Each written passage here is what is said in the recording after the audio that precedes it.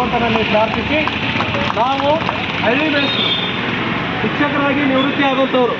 ನಮ್ಮ ಸರ್ ಇಂಗಳಹಳ್ಳಿ ಅಂದರು. ನನ್ನ ಸ್ವಂತ ಗ್ರಾಮ ಇಂಗಳಹಳ್ಳಿ. ಆ ಇಂಗಳಹಳ್ಳಿಗೆ ನಡುಗಡ್ಡೆ ಅಂತಾರೆ. ಸುತ್ತಲೂ ನೀರು, ನಡುವು ಹಳ್ಳಿ. ವರ್ಷದಲ್ಲಿ 3 ಸಾರಿ ಪ್ರವಾಹ ಬರ್ತದೆ. ಯಾವಾಗ ಬರ್ತದೆ ಗೊತ್ತಾಗಂಗಿಲ್ಲ. ಅವಾಗ ಮೊದಲು ಕರೀದು ಮೊದಲು ಬರೋರು ನೀವೇ. ಅದನ್ನೆಲ್ಲ ಮಾಡ್ತಕ್ಕಂಥವ್ರು, ಜೀವ ಒತ್ತು ಇಟ್ಟು ಹಗಲಿರುಳು ಎನ್ನದೇ ಕೆಲಸ ಮಾಡ್ತಕ್ಕಂಥವ್ರು ಯಾರಪ್ಪ ಅಂದರೆ ಕಂದಾಯ ಇಲಾಖೆಯ ಗ್ರಾಮ ಲೆಕ್ಕಾಧಿಕಾರಿಗಳು, ಗ್ರಾಮ ಆಡಳಿತಗಳು.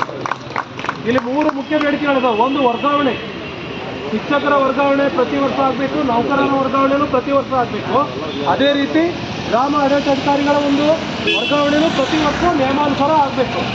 ಅದರೊಳಗೆ ಪತಿ ಪತ್ನಿಯಲ್ಲಿ ಇರ್ತಾರೆ, ಅಂತರ್ಜಿಲ್ಲೆಯವರು ಇರ್ತಾರೆ, ಪರಸ್ಪರ ವರ್ಗಾವಣೆಗಳಿರ್ತವೆ. ವರ್ಗಾವಣೆಗಳನ್ನು ಯಾಕೆ ಇವ್ರು ಮೇಲ್ಗಡೆ ಮಾಡ್ತಾರೆ, ಯಾಕೆ ಅನಿಯಮಿತ ಮಾಡ್ತಾರೆ, ಮೂವ್ಮೆಂಟ್ ಆರ್ಡರ್ನ ಯಾಕೆ ಕೊಡುವುದಿಲ್ಲ ಸಂಬಂಧಿಸಿದ ಅಧಿಕಾರಿಗಳು, ಜಿಲ್ಲಾ ತಾಲೂಕು ಅಧಿಕಾರಿಗಳು? ಈ ಕ್ಷಣದಿಂದಲೇ ನಾಳೆನೇ ಸಂಬಂಧಿಸಿದ ಅಧಿಕಾರಿಗಳು ವರ್ಗಾವಣೆಗೊಂಡಿರ್ತಕ್ಕಂಥ ಗ್ರಾಮ ಆಡಳಿತಾಧಿಕಾರಿಗಳಿಗೆ ಚಾಲನಾ ಆದೇಶವನ್ನು